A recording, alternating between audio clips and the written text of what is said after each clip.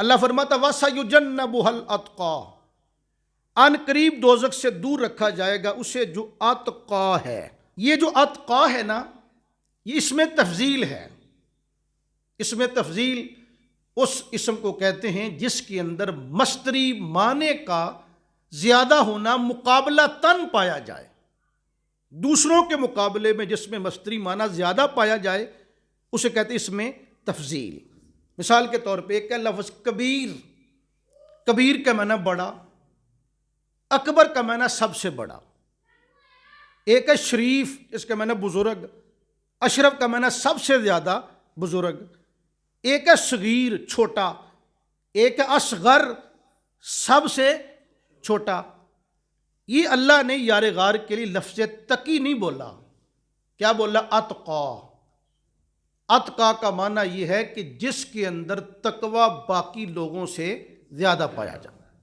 جس طرح اللہ اکبر، اللہ سب سے بڑا ہے، اللہ اکبر، اللہ سب سے، یعنی پوری کائنات میں سے اللہ سے بڑا اور کوئی نہیں۔ اکبر کا معنی سب سے بڑا، اتقا کا معنی ہے سب سے زیادہ تقوی والا، اتقا کا معنی سب سے زیادہ متقی، سب سے زیادہ پرہیزگار۔ اب غور کریں، اللہ نے قرآن میں فرمایا کہ ان اکرمکم عند اللہ اتقاکم، اس کا ترجمہ یہ ہے کہ بے شک تم میں سے اللہ کے ہاں وہ زیادہ معزز ہے جو سب سے زیادہ پرہیزگار، جو سب سے زیادہ متقی ہے۔ اب دونوں آیتیں ملائیں، اللہ فرماتا ان اکرمکم عند اللہ اتقاکم، بے شک تم میں سے زیادہ اللہ کے ہاں جو زیادہ معزز وہ ہے جو زیادہ پرہیزگار ہے۔ وہ قرآن کی آیت بھی سامنے رکھیں، اس آیت کو بھی سامنے رکھیں، پھر نتیجہ نکالیں۔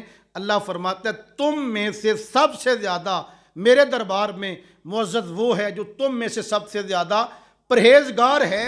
تو اللہ خود کہتا ہے، ارشاد فرماتا ہے کہ بے شک میرا ابو بکر جو ہے تم میں سے سب سے زیادہ متقی ہے، پرہیزگار ہے۔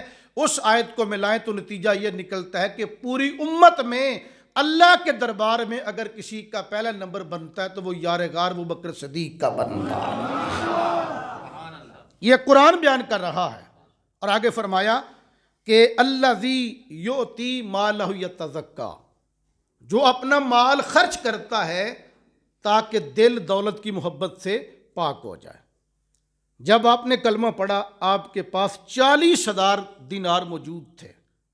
جب صدیق اکبر نے ایمان قبول کیا، ایمان قبول کرتے ہی 35,000 دینار اپنے آقا کے قدموں پہ قربان کر دیے۔ 5,000 دینار رہ گئے، وہ بھی آپ نے ہجرت کے وقت قربان کر دیے، خرچ کر دیے۔ اور سرکار ارشاد فرمایا کرتے تھے وما نفعنی مال احد قط ما نفعنی مال ابی بکر، سرکار فرماتے ہیں مجھے کسی کے مال نے اتنا فائدہ نہیں پہنچایا جتنا ابو بکر صدیق کے مال نے مجھے فائدہ پہنچایا۔ اور سرکار فرماتے ہیں وَإِنَّ مِنْ أَمَنِّ النَّاسِ عَلَيَّ فِي مَالِهِ وَصُحْبَتِهِ أَبَا بَكْرٍ، سرکار فرماتے ہیں صحبت اور مال خرچ کرنے کے اعتبار سے میرے ساتھ سب سے زیادہ اس نے سلوک کرنے والا اگر کوئی ہے تو وہ ابو بکر صدیق۔ آپ نے مال خرچ کیا، آپ نے اپنا مال خرچ کر کے بلال حبشی کو آزاد کروایا۔ 7 غلام اور لونڈیاں آپ کے مال سے آزاد ہوئے ہیں۔ یہ بات انسائکلوپیڈیا برٹانیکا، ایک کتاب ہے انسائکلوپیڈیا، انگلینڈ کے اندر لائبریریوں میں کتاب موجود ہے انسائکلوپیڈیا برٹانیکا، جس کے اندر ہر معلومات ہر طرح کی اس میں موجود ہے، ادیان کی معلومات، مختلف شخصیات کے بارے میں ڈیٹا موجود ہے۔ اس کے اندر ایک کالم موجود ہے جس کا عنوان ہے صدیق۔ صدیق آرٹیکل کا مصنف لکھتا ہے صدیق اکبر کے بارے میں، وہ کہتا ہے he was one of the earliest of محمد's convert and spent his considerable wealth which he had acquired by trade in the service of new religion and in ransoming slaves۔ انگریز بھی ماننے پہ مجبور ہو گیا۔ انگریز کہتا ہے کہ اس دھرتی کے اوپر محمد عربی کا پہلا غلام ابو بکر صدیق ہے۔ جس نے اپنی بے بہا دولت خرچ کی جو اس نے تجارت کر کے کمائی تھی، کہاں خرچ کی؟ In the service of new religion, جو اسلام تھا اس کی خدمت کے اندر، اینڈ ان رینڈمنگ سلیوز، غلاموں کو آزاد کرانے کے سلسلے میں اس نے اپنی بے بہا دولت، گراں قدر دولت خرچ کر دی اس نے۔ ابو بکر صدیق کے بارے میں انگریز لکھتا ہے، اور آپ نے جب حضرت بلال کو آزاد کروایا تو آپ کے والد گرامی حضرت ابو قحافہ کو لوگوں نے جا کے کہا، اے ابو قحافہ، تیرا بیٹا ابو بکر بڑا کامیاب سمجھدار تاجر ہے، لیکن اس معاملے میں بڑی غلطی کر رہا ہے، وہ ایسے غلام آزاد کروا رہا ہے کہ جو بالکل مرے ہوئے ہیں، کمزور، لاچار، لاغر۔ بلال حبشی کو مار مار کے ان کے آقا نے بالکل لاغر کر رکھا تھا۔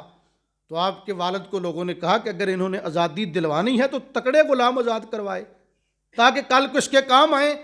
تو آپ کے ابا جی نے آپ کو بلا کے پوچھا، بیٹا یہ کیا کر رہے ہو؟ تو حضرت ابوبکر صدیق نے کیا جواب دیا؟ آپ کہتے ہیں، اے ابتی انما ارید ما عند اللہ۔ آپ نے عرض کی کہ ابا جی، میں غلاموں کو آزادی دنیاوی نفع کے لیے نہیں دلا رہا، میں تو غلام اس لیے آزاد کروا رہا ہوں کہ میرا خدا مجھ پہ راضی ہو جائے، میرا اللہ مجھ پہ راضی ہو جائے۔ تو اللہ فرماتا ہے کہ وہ اپنا مال خرچ کرتا ہے تاکہ دل دولت کی محبت سے پاک ہو جائے۔ وَمَا لِأَحَدٍ عِندَهُ مِن نِعْمَةٍ تُجْزَىٰ۔ اللہ فرماتا ہے کسی کا کوئی اس پر احسان نہیں جس کو چکانے کے لیے وہ غلام آزاد کروا رہا ہے، وہ تو اللہ کو راضی کرنا چاہتا ہے۔ إِلَّا ابْتِغَاءَ وَجْهِ رَبِّهِ الْأَعْلَىٰ۔ اللہ فرماتا ہے کہ وہ صرف اللہ کو راضی کرنا چاہتا ہے۔ وَلَا سَوْفَ يَرْضَىٰ۔ فرمایا ابو بکر، ان قریب تیرا رب تم پہ راضی ہو جائے گا۔